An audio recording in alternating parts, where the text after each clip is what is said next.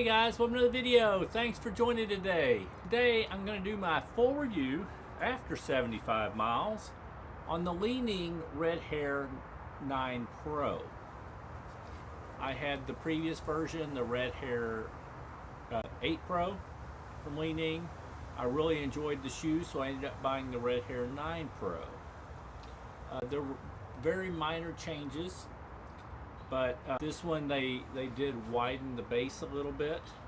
I would still not call this a wide foot friendly shoe. It's still fairly narrow, but it's definitely wider through the midfoot and the heel than it was before, which also I think helps with stability.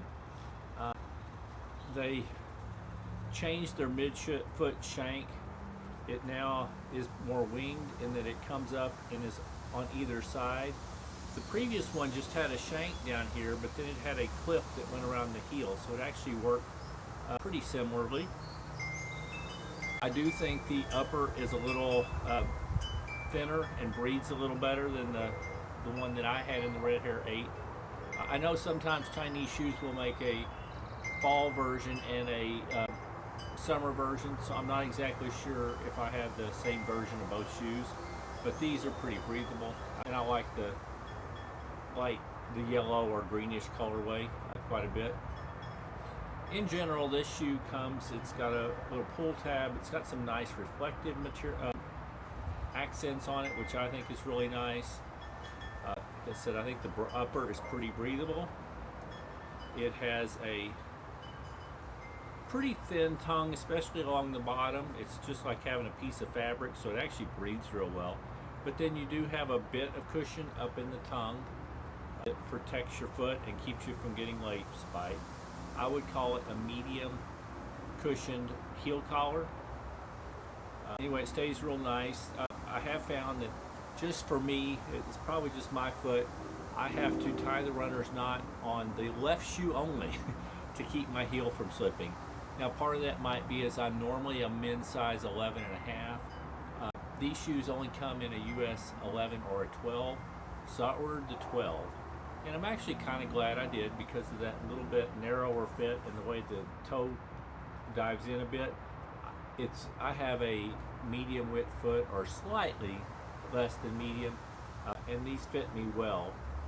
And I think they're a little bit long because of me getting a size 12, but I think it actually works really well to give me plenty of toe space. They call this upper their boom fiber upper, and then it's using what they call their boom foam, which I believe is a beaded Kiba type foam. Very similar to the prior version. I do think this one is slightly softer, but my understanding is they went up 1 millimeter in stack height. The previous one was 35 in the heel, 27 in the forefoot, and now this is 36 in the heel, 28 in the forefoot. I really can't tell a difference on foot. Like I said, this does use the Pro Bar lock, their winged plate, but it's not a plate for propulsion. It is a plate for stability. And with this soft foam, I think it does a good job helping out. If there was one weakness in this shoe, I would say it's in the outsole. I am getting some wear down here. I had the same thing in the Red Hare 8 Pro. It was also using their GCR, or I think it's ground control rubber. It grips well. It does well even on the wet. However, that rubber in your high wear areas, I've seen other people that strike more just totally forefoot and they wear through a little bit. I wear through on my heel where I kind of scrape and heel strike. In my Red Hare 8s at 120 miles, I had to add some shoe goo, and then again I did 170. But you add a little bit of shoe goo and then it just keeps going, and I put probably about 230 miles in my Red Hare 8s before I retired them to go with the Red Hare 9 Pro.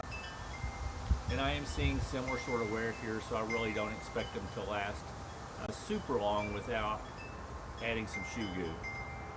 A similar shoe that I have found that lasts a little longer on the outsole is the X-Step 2,000 kilometer version 5 and then their version 5 Pro. They both use a CPU outsole that's a little thicker, so that does last longer, but this is definitely a softer feel, but still gives you some good bounce.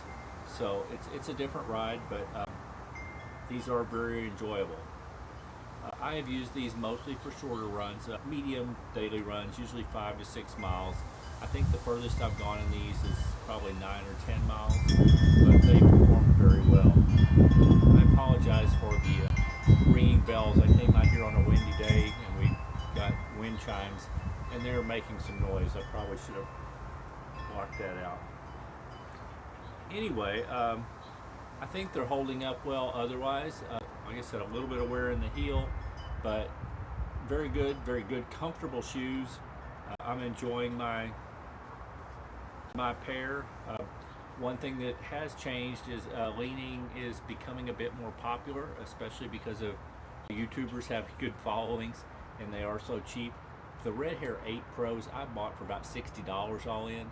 These are now mostly selling for $90 to $110. I got these for like $90 off of Amazon. Leaning now has a store on Amazon, so that was where I found the best deal, whereas the previous version I bought on AliExpress. But now when I look on AliExpress, they're even more than Amazon. So they have gone up in price, but I still think it's a very reasonably priced shoe. As long as you don't have a real wide, if you have a wide foot, these won't work for you. But as long as they fit you, they're a reasonably priced shoe, and you're getting some good technology. Breathable upper, the boom foam, which is the beaded PEBA foam. I would say it's somewhat similar in bounce to the Power Run PB that comes in Saucony, but it's probably a little less dense. It's a little bit softer, but very similar in a lot of ways. Anyway, those are really my thoughts on the Red Hare 9 Pro after 75 miles. I hope you found them interesting.